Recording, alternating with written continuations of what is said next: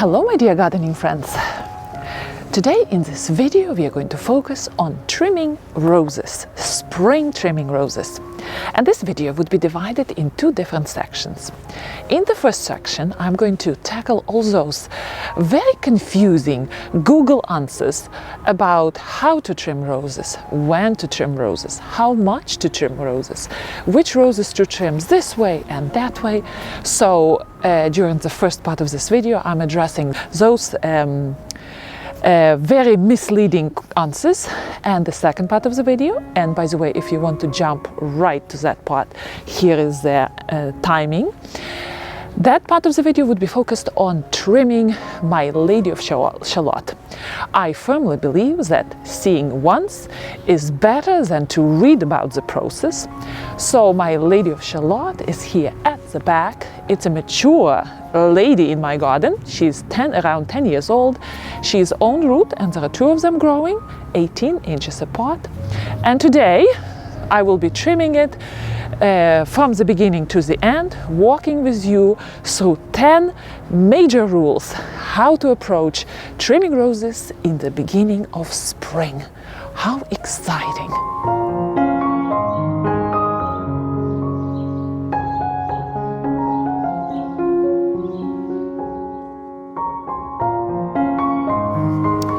Well, the first answer to a very interesting question, it's not even a Google question, but it is a question, especially for the beginner rosarians.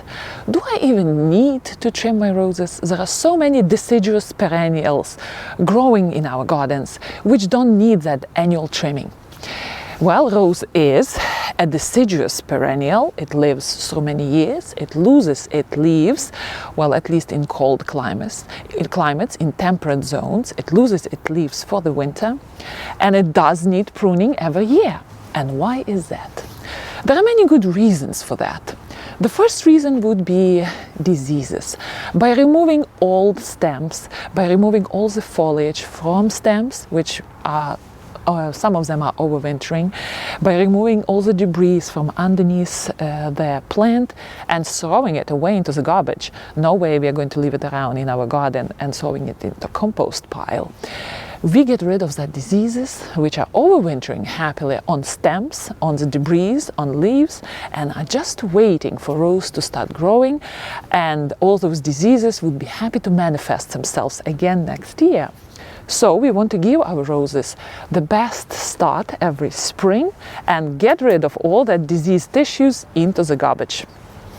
I know one person, one rosarian, who every year digs a hole in the ground and throws there all the debris, possible diseased sticks and leaves and whatnot into that hole and just buries it. I think it's a great idea, but I don't think if I would be happy to break my back digging that big hole. So all my old stems from my roses, leaves and everything else go straight into the garbage. Second reason why we want to prune our roses every year is to give our roses the greatest amount of blooms. We want our roses to bloom. That's why we keep roses in our garden. And if we leave these old unproductive stems, just look how old it looks here. This is a good volunteer to be cut out this year. Rose bush, instead of producing new stems each year, a rose bush has to support these old ones which are not producing a lot of blooms, but they are still living, so rose has to spend energy to keep them alive, and as a result the blooming might be less. But if we cut these old stems out, we give that possibility, that chance for rose to create new stems, and then those stems produce nice, beautiful, strong blooms. And of course, some roses produce blooms on old wood which is created last year, and some roses produce blooms on new stems, but still, stems which are generally several years old, they're becoming unproductive, and it is up to the gardener to take them away and rejuvenate the plant. Make sure that the plant doesn't get congested, doesn't get sick with all sorts of diseases, because stems are getting so close to each other and leaves are so close to each other that diseases start to accumulate, that the congested plant is a good invitation for mildew, for black spot to start to develop there. So by trimming, especially our shrub roses, we aim for a nice vase shape with somewhat opened middle of the shrub. This way air can get in, and circulation is a good environment for diseases not to thrive. Some beginner rosarians might say, you know what, trees have limbs and they're not damaged so quickly and they stay there year after year after year. But there is a big issues with roses. Roses do have thorns, and during winter they can get damaged very easily with wind, by storm, by snow. And when stems rub against each other, they do damage each other, and those wounds with time can be big entryways for bacteria and parasites. So that's also is the important thing to keep, that we do need to trim old stems out. Rose will respond by creating new stems. New stems will be blooming. Next year we are taking another set, 1 or 2 old stems out. Rose again has energy to create blooms, and the cycle of a rose living in our garden goes on. Our next Google question would be, how much do we cut our roses each year? And when you plug it into the Google search, right away the answer pops in, around 15 inches.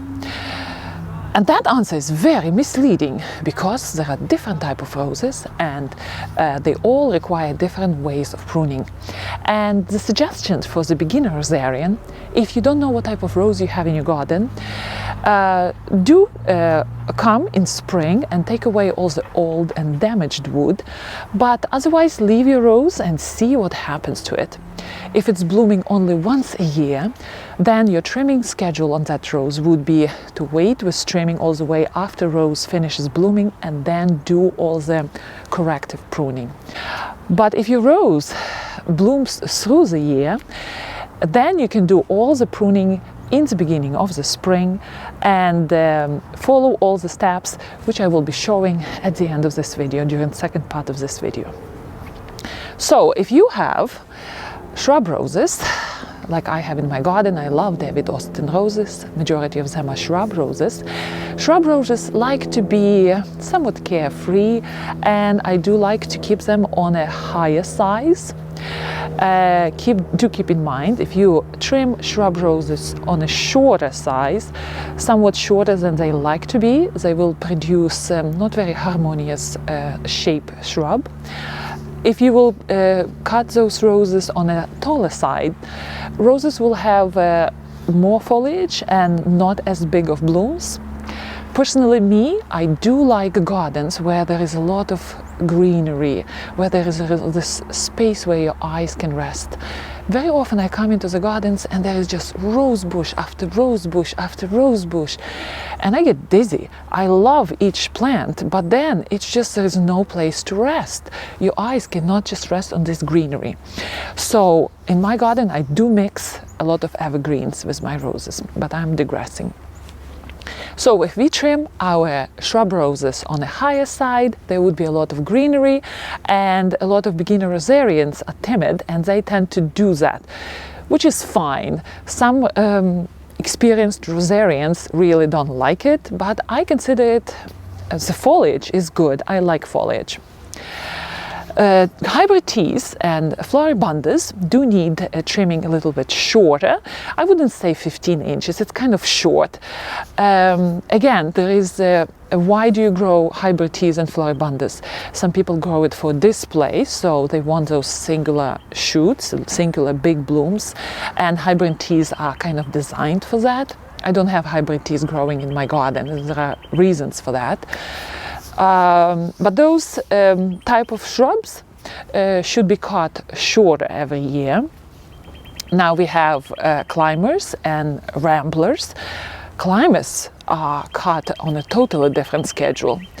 I'm going to, after this video, my next video would be trimming of my big, beautiful, old, generous gardener. It's a mature climber, and if you want to see that video, it will be coming next. I also have a baby rambler in my garden, and there are rules, totally different rules, how to trim ramblers. I wouldn't be able to trim it for you because it's just a baby. So don't believe the Google search which says just trim your rose 15 inches from the ground. Try to find out what rose you have, and then do the research on how to trim that particular rose. One more thing to consider. Gardeners in colder climates, where winters are severe, do have a tendency, which is a justified tendency, to trim their roses shorter because of snow and wind damage. Also, gardeners which have roses on somewhat exposed side should keep their roses on the shorter side, because there can be a lot of wind damage.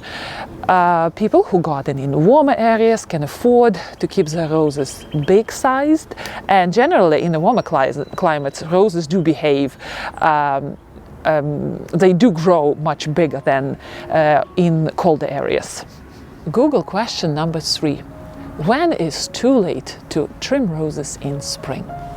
Well, I would say it's never too late, because the benefits of throwing away all the diseased tissue, all the diseased stems, and getting rid of all that cycle, breaking that cycle of disease and parasites, it's still better than to cut away all the foliage, new foliage which rose invested in.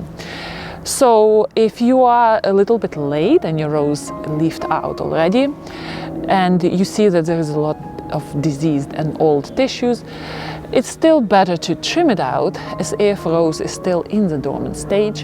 And yes, you will get rid of new leaves, you will get rid of that new growth which rose already invested in. But don't worry, rose is a tenacious survivor. There is enough energy in the root system of the plant to push new growth and start collecting energy from the soil and from the sun. So I would say it's never too late. It's better to get rid of all that disease and throw it into trash.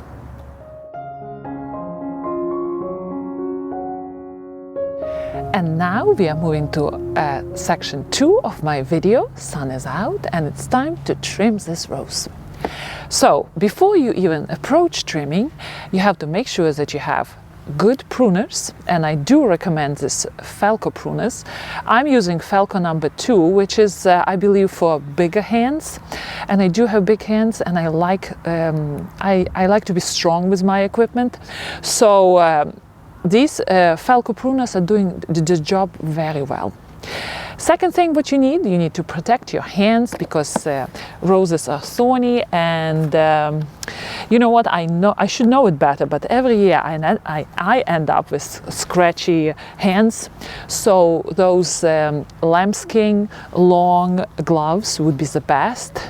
If you don't have them, it's not a biggie. You can put short gloves on you and just wear protective clothes. And another very important thing is to make sure you disinfect your pruners with, it can be 10% bleach and 90% water, or it can be isopropyl alcohol. Just wipe it off and you're good to go. And the reason we do it, we don't want to distribute diseases between different plants in your garden. So begin trimming. Step number 2.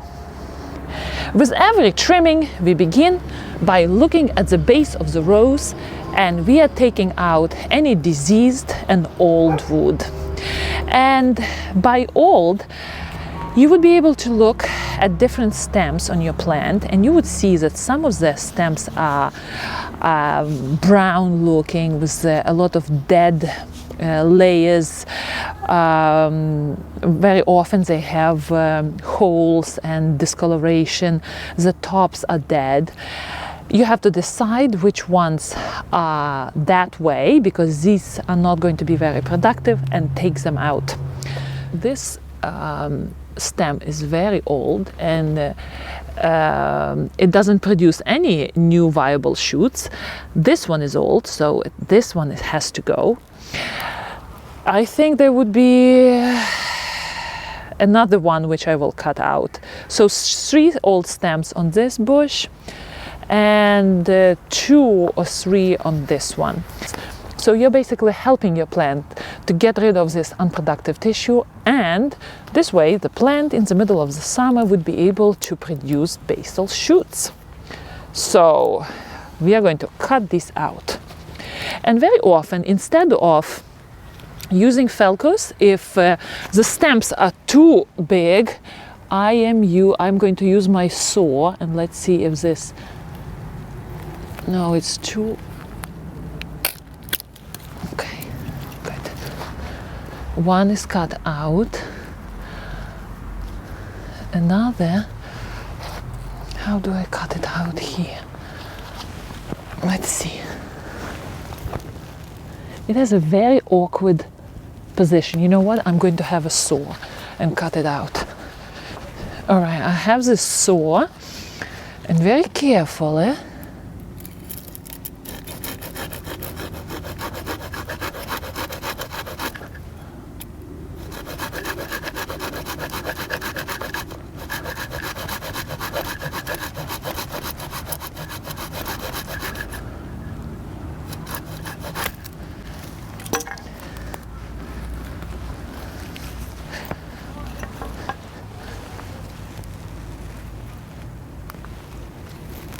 sometimes it's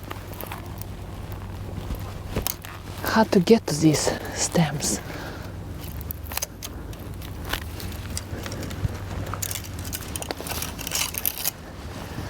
Okay.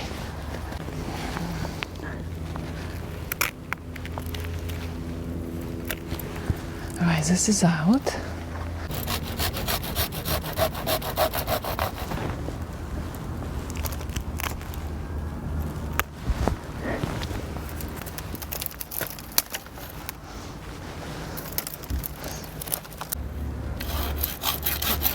Unfortunately.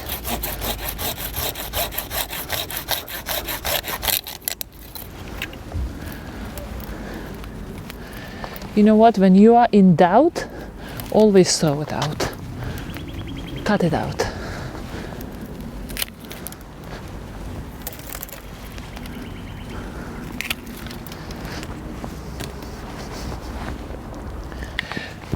So, rule number 3. If it's too old, it has to go. We don't want to harbor diseases. We want to open up the shrub and get rid of all that stuff. Rule number 4, if it's in a way, if it's crossing, then it has to go too. So any crossing stems which are rubbing against each other, creating wounds, have to go. And I see several of them.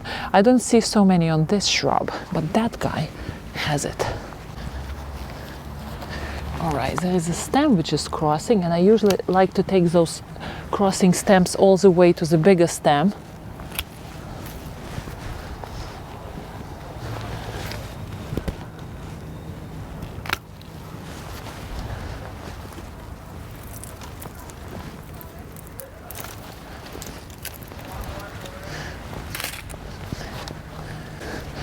Anything spindly also has to go, because it is not going to produce any viable blooms.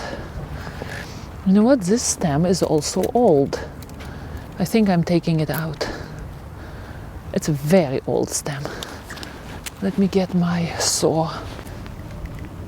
When you use the saw, you have to be very careful not to damage other stems.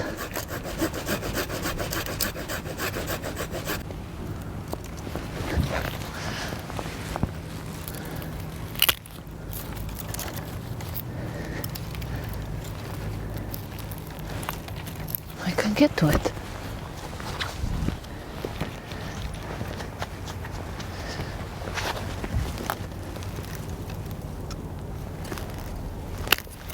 Okay, it's out. Okay, this is too spindly.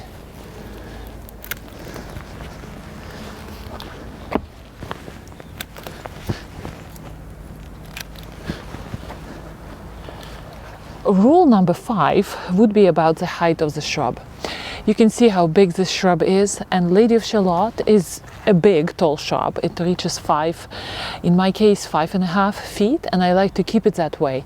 But if you want it a little bit shorter, you can trim it. You can take, usually the rule is 1/3 of the shrub down, and you would be fine. I don't do it. I probably this year I probably will take just 1/4 of the shrub down, just because I like my rose to be big. But if you have small space, you don't need to do that. Now, rule number 6 would be about angle cut, just about the bud, outside facing bud. And honestly, a lot of rosarians are saying, oh, just disregard this outside facing bud, but I do see a point in it. When I want my rose to grow out this way, away from the center of the bush, I do want to trim on the outside facing bud. Well, then another story is that rose might not behave that way, and several buds underneath the cut can wake up and start growing in different directions.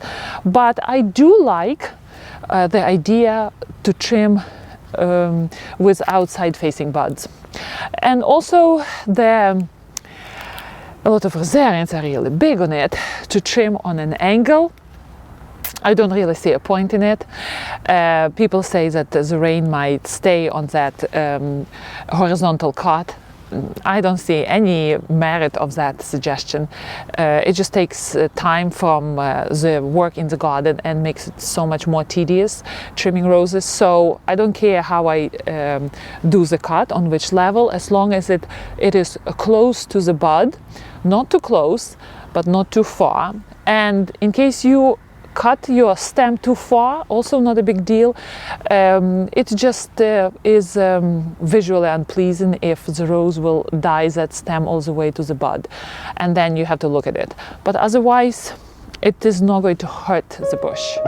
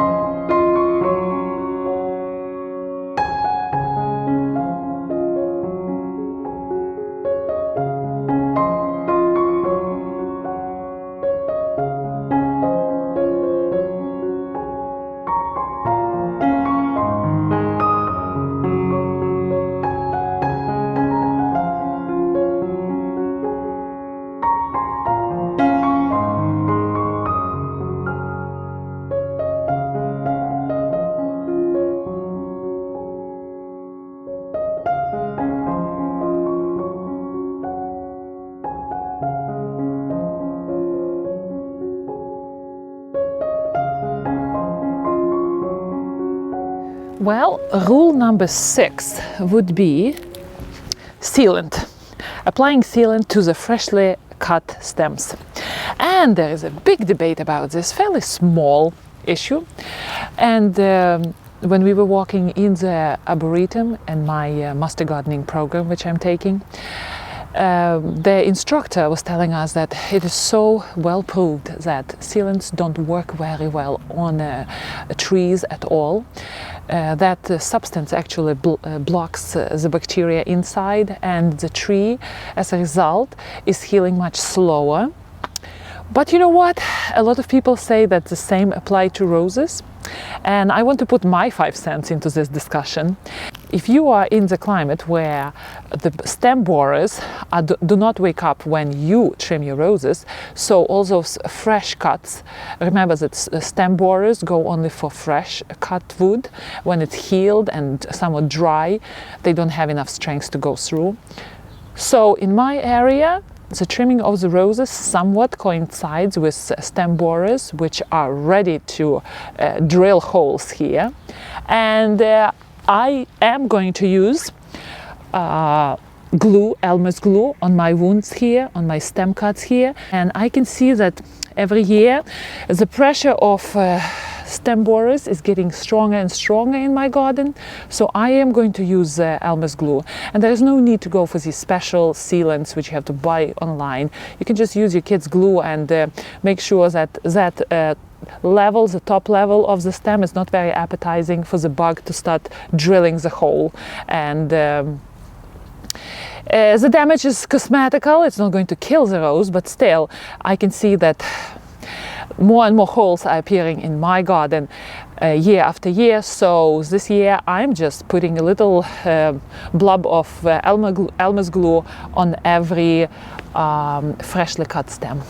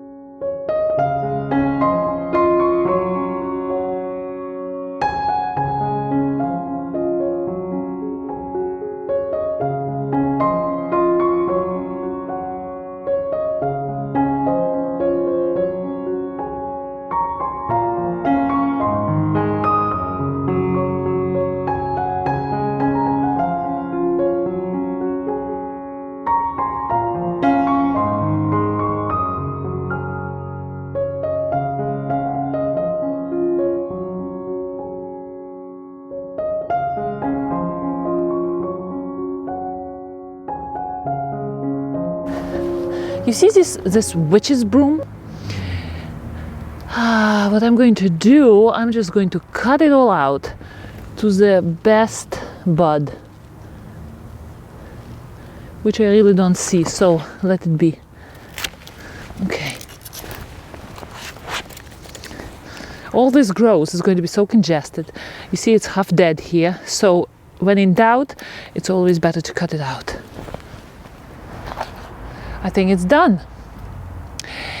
Rule number 8, we are aiming for a pleasing shape. Make it all nice and round. Even if we have one big, nice, thick stem going very high, we don't want to leave it there. We want to make sure that the center of the plant is opened. There's good air circulation, all the branches are well proportioned, and generally the height is well pleasing, like in a bowl shape. And some roses do keep their leaves more than others through the winter. My generous gardener and my Olivia Austin rose are keeping a lot of leaves on, but Queen of Sweden usually drops all the leaves down.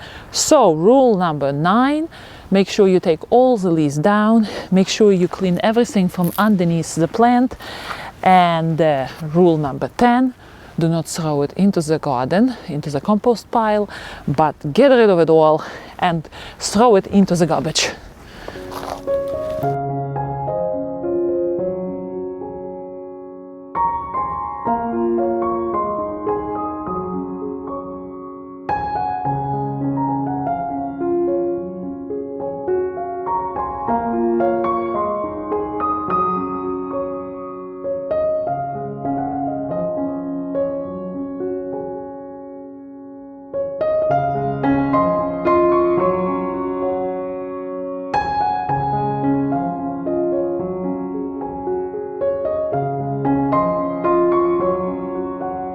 Doesn't this rose look so much better when all this extra twiggy, thickish stuff is in the garbage? And look at my rose. Open center, nothing is rubbing, everything is getting to grow healthy, the fresh start for the year. So this is done, and next what I'm going to do in my next video, I'm going to trim my generous gardener. So stay tuned.